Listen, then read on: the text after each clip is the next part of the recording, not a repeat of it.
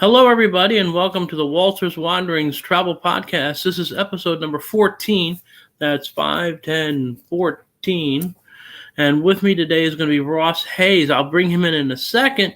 But before I do, I want to let you know that until the end of the year, which is just a couple of weeks away now, if you go ahead and you plan a trip for 2021 with Go Away Often Travel, you will be able to get $21 off each $1,000 of land or cruise fare. It doesn't include airfare. It doesn't include travel insurance, but think of it this way. If your trip is going to cost you $3,000, you'll get $63 off your trip, which is not bad. That pays for dinner somewhere. So I hope you'll take advantage of the offer. All right, so with me today is a guy I've known for many, many years. He's a meteorologist, which means he studies the weather. And he has interesting tales to tell about going to Antarctica, and I'm sure he'll have other interesting stories to share with us. So, ladies and gentlemen, there's Ross Hayes all the way from Texas. Hello, Ross. How are you? Good. It's a beautiful morning. It's a beautiful... Listen, any morning you wake up is a beautiful morning, so there you have it. Yeah. So, now... you and I have some commonality because we went to the same school years and years and years and years ago. The same school way back when. That's right, in the last century. The school that produced Jim Cantori, the school that produced Nick Gregory, the school that produced maybe even a weather forecaster in your own hometown, depending on where you're watching this at, Linden State College. And that's obviously a place where you can certainly study the weather. And we had some very interesting weather there, but you had a most interesting experience in that you actually went and did some meteorological research work in Antarctica, which is just blows my mind. Yeah. So just go ahead and set up how you were able to go. Talk about the logistics of the travel and, the whole, just basically the whole Antarctica story, because I'm all ears. Well, I used to be behind the scenes in broadcast at CNN. And now for the past 16 years, I've been joined the NASA Scientific Balloon Program. And we go to the four corners of the earth to launch large balloons that they're the size of football stadiums, like the domed AT&T Stadium. They stand 1,000 feet tall and go to the edge of space, which is an economical way for scientists to look out into space without being above most of the horizon out there. And we go every year to Antarctica to launch scientific balloons that circle the continent, because right now there's 90 days of total sunshine over Antarctica, and that gives plenty of energy for solar panels, and the circulation of the winds in the stratosphere just go round and round. Now, getting to Antarctica is another story. Everyone now, it's required by the National Science Foundation, before you're even allowed to go, you have to have a physical.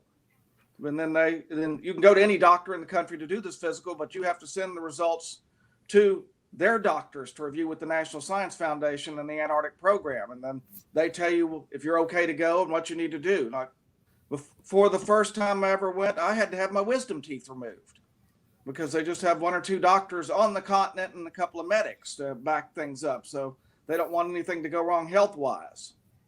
And to get where we go, it's down to fly commercially to New Zealand. Now, one thing we have done in advance is when we're getting our physical, we tell them our boot sizes, our coat sizes, hat sizes, so they have polar gear for us to pick up when we get to the U.S. Antarctic Program's headquarters in Christchurch, New Zealand.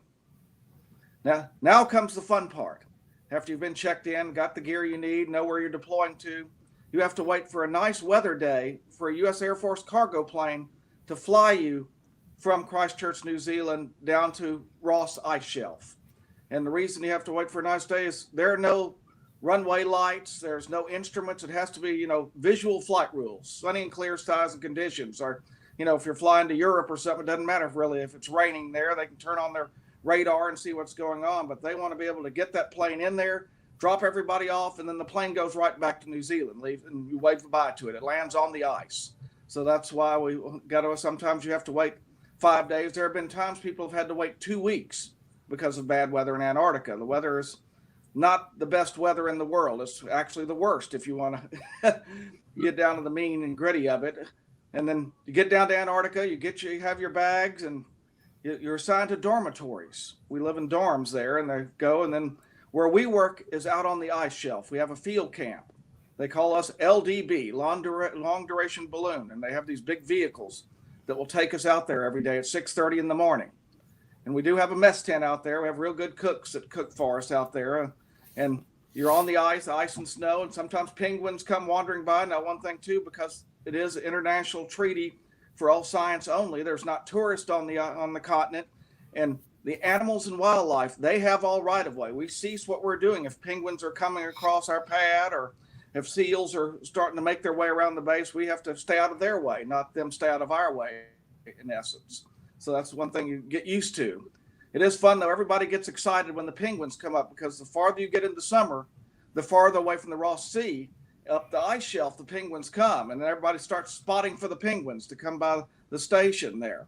So everybody really goes outside and takes pictures. And they come. It's kind of like good luck when you see the penguins coming. But we're there for all the holidays we have on the ice, because it's the summertime there, and that's when we go, because the people that stay in the wintertime, they're there. There are no planes. Nothing comes or goes in the winter season. And they go from up to 1,000 people working in the summer season, to 300 or so that just stay winter over. Now, the dormitories, it's just sort of like, is it like a military barracks type dormitory? Is it more like a college type dormitory? What kind of dormitory? And obviously, since it's sunshine, 100% of the time, or at least a potential if it's not clouded over, you're in daylight.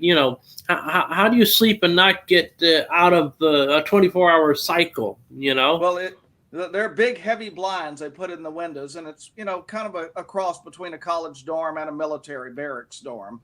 Our individual rooms, 2 or 3 people share a dorm room. They are building new ones, I will say, because these are about 35 years old that are down there right now. The Air Force and Navy is who first built them, because they were the first ones to man the station down there. And then now, as time has progressed, they decided to upgrade and try to put the stations closer together, because one thing that happens down there, the South Pole is over 6,000 feet elevation. And everything that goes from the ice shelf towards the South Pole is rising in elevation.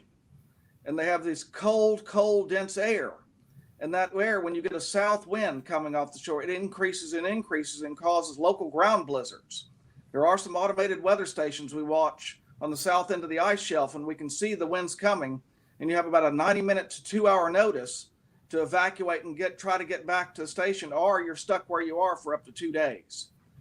And then one thing too, because the visibility in blowing ground blizzards, you can't see past your arm, we'll put ropes between the buildings to watch, get between things. Now, I will say they have upgraded in the past 6 years, and there are indoor type restrooms, but it used to be outhouses. So you'd have to put a camera on somebody that had to go out to the outhouse in the ice and snow in a blizzard to make sure they got out there and got back. So somebody was a buddy system to watch to make sure each time one person would go, because you couldn't go out and stand in a blizzard waiting, Wow. One time, and I remember I was watching our man who was from Australia, but he's the base camp chief there, and he was going out, and when he opened the door, the wind blew him head over heels. He toppled. It was ice, so he didn't get hurt, but it just frightened him. But that just showed what kind of wind was blowing around that outhouse. Now, how much snow do they actually get in Antarctica? I don't think it's as much as people might first imagine. Well, where we are, you probably see 20 or 30 inches. And in the summertime, it is fairly quote unquote dry. It is called the driest continent. But there is snow and blowing snow, and that's the real pain, is blowing snow. And we're in the warm season, quote unquote, because for us, you go from about 15 below zero to upper 30s most days out on the ice shelf. Sometimes it'll get into the 40s, but that isn't quite as often. They call those beach days.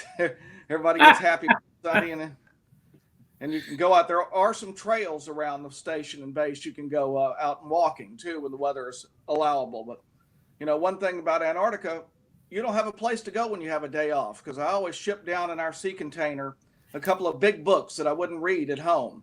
And send several old movies to watch on DVDs down there, because you don't have a place to go or really much to do there. Whereas any other place we work, go across the country or drive out or spend a day somewhere else. But there, you're there, you know.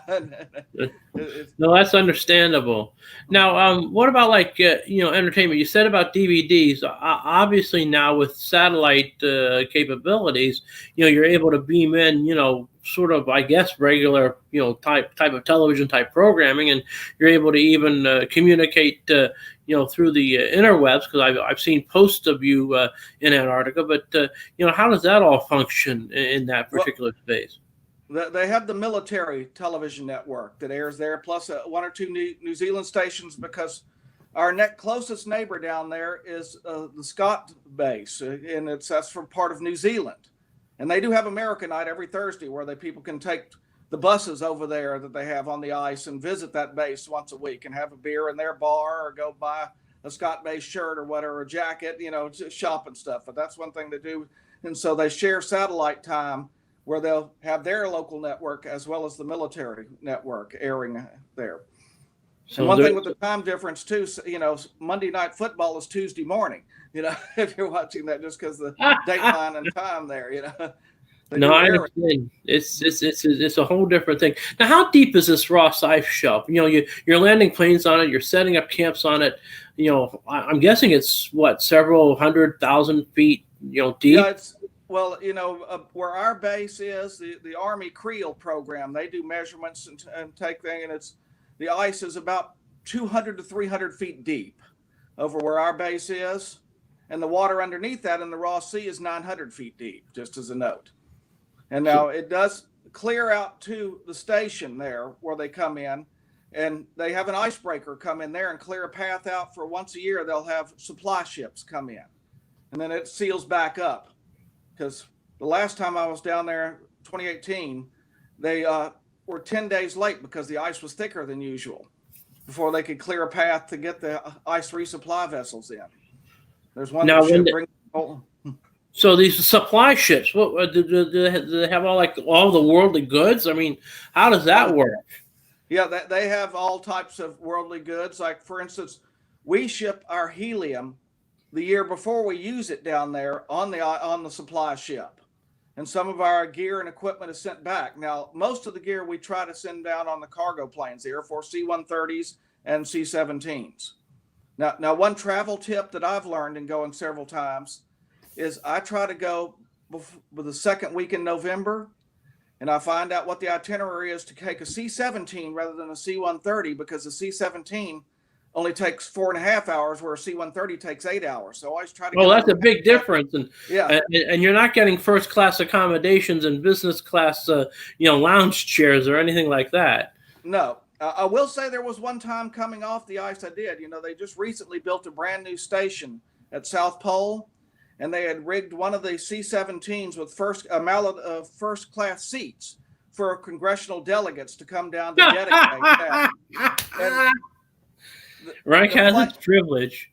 Yeah, and the plane was going to be empty flying back after they dropped them off, and we had finished, and I wasn't on a manifest for 3 days later, and they have what they call a travel chalet, an office to get you on the planes to get you out of there, and said, hey, if you want to go, we got this empty plane going. So it was myself and two young ladies from South Pole Station. We had the C-17 to ourselves going back to New Zealand. So that gave me an extra week in New Zealand. Now, all right, let's talk about New Zealand, since obviously you've done some time there too, coming and going. What's the New Zealand experience like? It's beautiful, great people. The only thing I don't like, I was there in a 7.9 earthquake a few years back. Oh, really? You were there for that earthquake? Yeah, it scared the heck out of me. I stood in the door frame, and the whole thing felt like I was on a rocking ship in a storm going up and down. I just was holding on, and you hear the tsunami warning sirens going off in the distance. It was unbelievable. Because I know that was a huge earthquake, and it was a big deal a few years ago. I didn't realize you're actually there for that. They still haven't rebuilt the cathedral, I don't believe, in the Christchurch Cathedral Square. But one thing, the bed and breakfast I used to always stay at, it was destroyed. Wow. In the earthquake. And I do stay at the lady's home now. There's about half a dozen of us she's known over the years, and her dog's best friends with me. So that was a good insight. He's a dog just like my own that met me my first time going down. So and we also have a launch site on the South Island of New Zealand in the town of Wanaka, where we send balloons around the world from there. We were supposed to go this spring, but they just said that with all the COVID activity still going on, we're not going to be going. So where else have you gone to send out these balloons? You say you go to all four corners of the earth. What are some of the other corners you've visited, and what kind of things did you get from those places? Well, we go up to Arctic Sweden, the northernmost state in Sweden, near the town called Kiruna. The Swedish Space Corporation has a base up there we're regular users of. I've been there winter and summer in the Arctic up there. Because we've also, one thing, like in the wintertime, I've been up there twice where people from the Jet Propulsion Laboratory, JPL, they were studying the polar vortex. You hear about that all the time. Well, the polar vortex, they wanted to go into the core of it to get the chemical compositions. And the temperatures within the core when we launched balloons that were minus 95 Celsius. Whoa, that's really cold.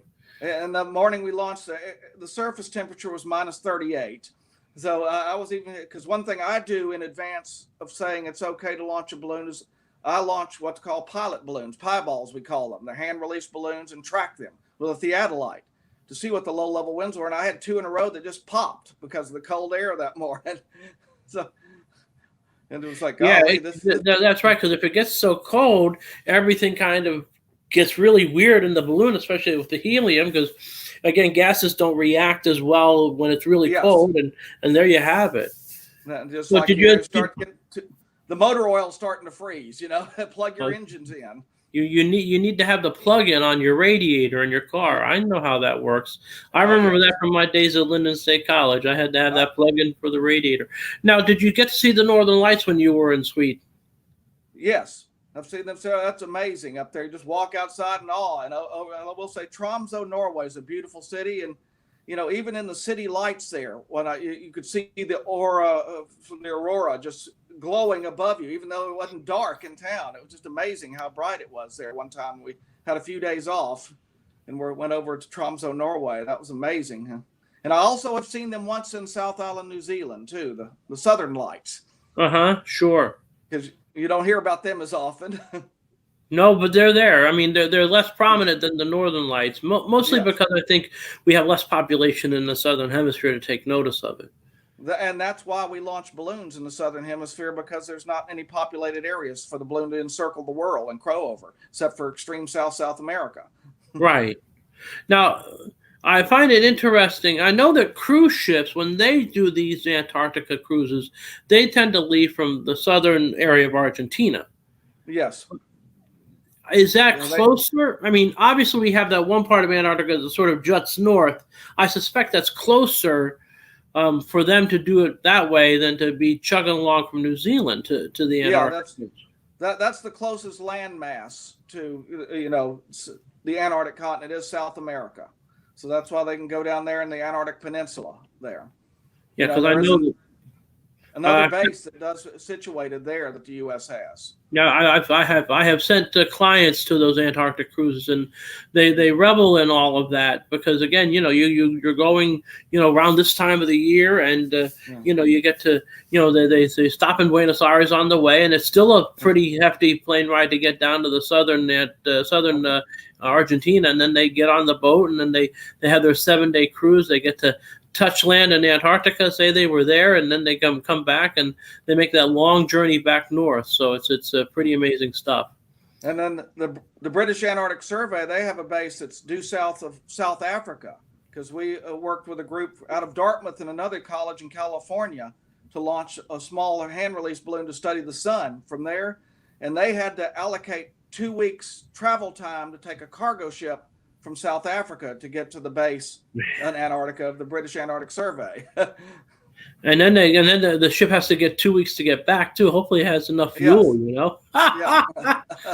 Oh my Lord. It's truly amazing.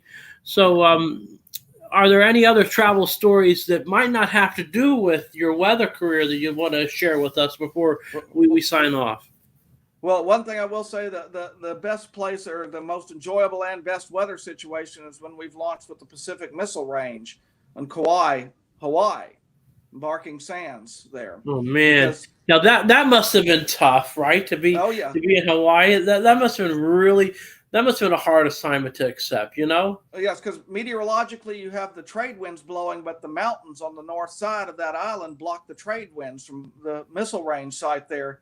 So you can launch almost any day you want to. You know, it's rare exception when there's bad weather. The only thing is bureaucracy, which gave us more days off than I've had on any place too. So that was one of the nicer places we've launched from. We do have a launch site too out in New Mexico where we launch every year. We launched about nine balloons in Fort Sumner, New Mexico, or Billy the Kid, you know, is said to be buried.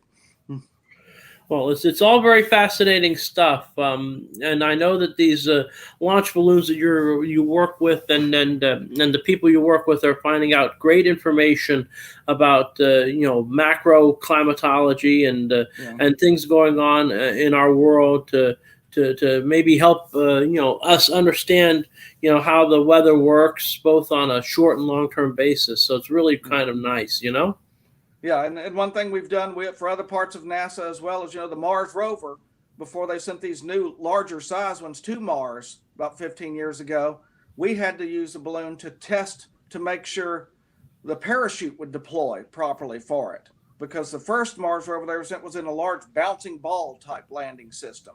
But these were too heavy for that. So that was one of my first projects with the NASA balloon program, was to go out in New Mexico and test these parachutes to make sure they deploy properly.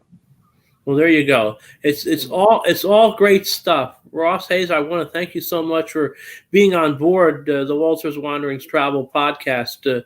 I'll make sure that you get to see this as soon as it posts up. And it's really fascinating stuff. And again, I think the whole thing to be able to travel to all these different places and do some research and get some different experiences in. Now, are you planning to go back to Antarctica next year? Is that in the cards? Yes, because I'm supposed to be there right now. But the National Science Foundation said there would be no science operations this season because of COVID, and that's the one continent on the earth there has not been a case of COVID. That's true.